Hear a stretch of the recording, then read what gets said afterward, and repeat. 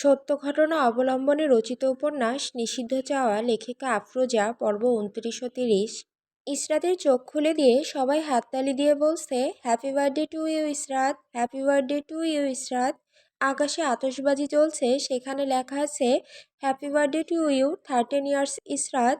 ইসরাত এইসব দেখে খুশিতে চোখ ভিজে আসছে। দুই হাত দিয়ে মুখ চেপে ধরে কান্না করে দিল।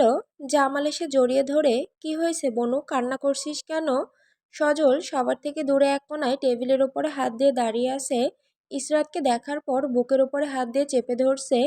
1 ইঞ্চিও নড়াচড়া করতে পারছে না, স্তব্ধ হয়ে আছে। ইসরাত কাঁদো কাঁদো কণ্ঠে, ভাইয়া আমি মনে করছি তোমরা সবাই আমার বার্থডে ভুলে গেছো, এরকম সারপ্রাইজ পাবো আমি কখনো আশা করি নাই। এক এক করে সবাই ইসরাতকে উইশ করলো। ইসরাতের চোখ সজলকে খুঁজছে, কিন্তু সজলকে দেখা যাচ্ছে না। আদনান, কাকে খুঁজছেন? ইসরাত, কই কাউকে খুঁজছি না তো। আদনান চিল্লিয়ে ওঠে জোরে, কিরে বন্ধু ওখানে দাঁড়িয়ে কি করছিস?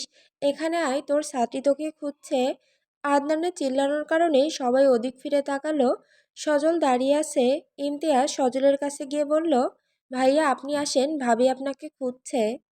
ইসরাত, কি করছেন ভাইয়া? আমি একবারও বলছি স্যারকে আমি খুঁজছি, এখন তো সে আমাকে মারবে। আদনান দুষ্টু হাসি দিয়ে, আমার বন্ধুটাই তো শেষ হয়ে গেল, আপনাকে মারার আগে ওই তো মরে গেল। ইসরাত, মানে বুঝলাম না আপনার কথা। আদনান, আপনি বুঝবেন না বলে সজলের দিকে এগিয়ে গিয়ে সজলকে ধাক্কা দিয়ে, কিরে বেঁচে আছিস নাকি মারা গিয়েছিস? বুকে হাত চেপে ধরে রাখছিস কেন? বুকের ভেতরে কি যন্ত্রণা করছে? সজল আদনানের হাত মোচড় দিয়ে ধরে পিছনে দেওয়ালের সাথে ঠেলে ধরল। শালা সব জায়গায় ডিস্টার্ব ও বিরক্ত করিস, আমার রোম্যান্সের 12টা বাজিয়ে দিছোস, এখন আমার বউটাকে ভালো মতো দেখতেও দিচ্ছিস না। আদনান, আহা কি করছিস বন্ধু, ব্যথা করছে। আমি তোর ল্যাংটাকালের বন্ধু, বউয়ের জন্য এখন বন্ধুকে মারবি? ইমতিয়াজ, ভাইয়া সবাই দেখছে। আদনানকে ধাক্কা মেরে ছেড়ে দিল। আদনান, কিছু কইলাম না, এটা পাবলিক প্লেস। সজল, তুই কইয়া দেখ তো, তোরে ল্যাংটা কইরা সাইরা দিমু না। তুই ভালা কইরাই জানোস কোন প্লেসে আমি কেয়ার করি না। আদনান, তোর নানি উইত্তার লাং একদমই মিলে বলেই দৌড় দিল। সজল, দাঁড়া শালা। জামাল ভাইয়া এদিকে আসেন, ইসরাত কেক কাটবে। সজল গিয়ে ইসরাতের পাশে দাঁড়ালো। সজল আজকে নীল কালারের পাঞ্জাবি, সাদা পায়জামা পরা, হাতে সোনালি কালারের ঘড়ি ইসরাতের সাথে ম্যাচিং হয়ে গেছে। জামাল ভাইয়া তুমি আর ইসরাত গিয়ে কেকের ওখানে দাঁড়াও, তোমরা দুজন কেক কাটো। রিদিমা, আমরাও দাঁড়াবো, আমরা সবাই মিলে ইসরাতের হাত ধরবো, ইসরাত কেক কাটবে। আদনান, এই লোক চুরি মেয়ে, তোমার এত শখ কেন কেক কাটার? নিজের বার্থডেতে নিজে কেক কাটিও। রিদিমা মুখ ভেঙচি মেরে, আমার বান্ধবীর জন্মদিনে আমি কেক কাটবো, আপনার কি হিংসে হয়? ইসরাত গিয়ে কেকের সামনে দাঁড়ালো। সজল ইসরাতের পেছন দাঁড়িয়ে জড়িয়ে ধরল, ইসরাতের হাতের ওপরে হাত রেখে শক্ত করে চেপে ধরল। ইসরাতের পুরো শরীর কাঁপছে। সবাই তাদেরকে দেখছে, তাই কিছুটা ভয় লাগছে। সজল সবাইকে বলল, তোমরাও আসো। সবাই এসে ইসরাতের পাশে দাঁড়ালো। সবাই বলছে, happy birthday to you Israt, happy birthday to you. Jamal, বনু মোমবাতিতে ফু দেওয়ার আগে মনে মনে একটা কিছু চেয়ে নে। ইসরাত চোখ বুজে মনে মনে চেয়ে নিল, মোমবাতিতে ফু দিয়ে কেক কাটলো। ইসরাত কেক হাতে নিয়ে দাঁড়িয়ে আছে, সর্বপ্রথম কাকে খাওয়াবে। জামালের মুখের সামনে কেক নিল। জামাল, সজল ভাইয়াকে আগে দাও। ইসরাত ভয়ে ভয়ে সজলের মুখের সামনে কেক ধরল। সজল ইসরাতের হাতের কবজি ধরে পুরো আঙুল সজল মুখে ঢুকিয়ে নিল। ইসরাতের হাত খাচ্ছে নাকি কেক খাচ্ছে ইসরাত বুঝতে পারছে না। সজল কেক নিয়ে ইসরাতকে খাইয়ে দিল, তারপর কপালে মাখিয়ে দিল। ইহানা, ফারিয়া, রিদিমা সবাই তো হা করে তাকিয়ে আছে। এটা কি হচ্ছে? স্যার এসব কি করছে? এ কি আমাদের স্কুলের সেই স্যার যে ইসরাতকে দেখতে পারে না? জামাল, বিষয়টা স্বাভাবিক করার জন্য সবাইকে এসে ইসরাতকে কেক খাওয়াই দাও। রাত অনেক হয়েছে, বেশি সময় বাইরে থাকা যাবে না। সজল সরে গিয়ে চেয়ারে বসে পড়ল। সবাই ইসরাতকে কেক খাওয়াই দিছে, গিফট দিচ্ছে, সবার গিফট দেওয়া শেষ। ইসরাত সজলের দিকে তাকিয়ে আছে, সে কি আমাকে গিফট দেবে না? আদনান শয়তানি হাসি দিয়ে, ইসরাতের গিফট কোথায়, গিফট দিবি না? সজল জোরে জোরে হাততালি দিল। কিছু বডিগার্ড ভেতরে ঢুকলো। একটি সোনার খাঁচায় 2টা সাদা কাক অস্ট্রেলিয়ার জঙ্গল থেকে 1200 কোটি টাকা দিয়ে এক রাতের ভিতরে আনিয়েছে।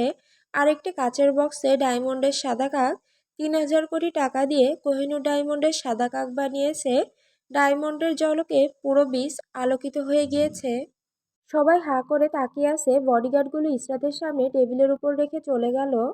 ইহানা, ভাইয়া দুইটা কি পাখি? ইমতিয়াজ, এই দুটো হচ্ছে সাদা কাওয়া। সবাই একসাথে হেসে উঠল। মানুষকে যে সাদা কাওয়া গিফট করে জন্মদিনে, এটা কেউ বাপের জন্মেও দেখেনি। ফারিয়া, এই যে ঝলমল করছে, এটা কি পাথর দিয়ে বানাইছে? পারভেজ, কোহিনূর ডায়মন্ডকে তুমি পাথর বলছো, গাধা মেয়ে? ইসরাত বিশ্বাস করতে পারছে না পৃথিবীতে যে সাদা কাক আছে। সজলকে মজা করে বলেছিল ইসরাত, সজলের নাম দিছে সাদা কাওয়া, তাই সজলের কাছে সাদা কাওয়া গিফট চেয়েছিল। বাস্তবে যে ওর জন্য নিয়ে আসবে কল্পনাও করতে পারে নাই। সজল চেয়ার থেকে উঠে দাঁড়িয়ে ইসরাতের কাছে গিয়ে বলল, তোমার গিফট পছন্দ হয়েছে?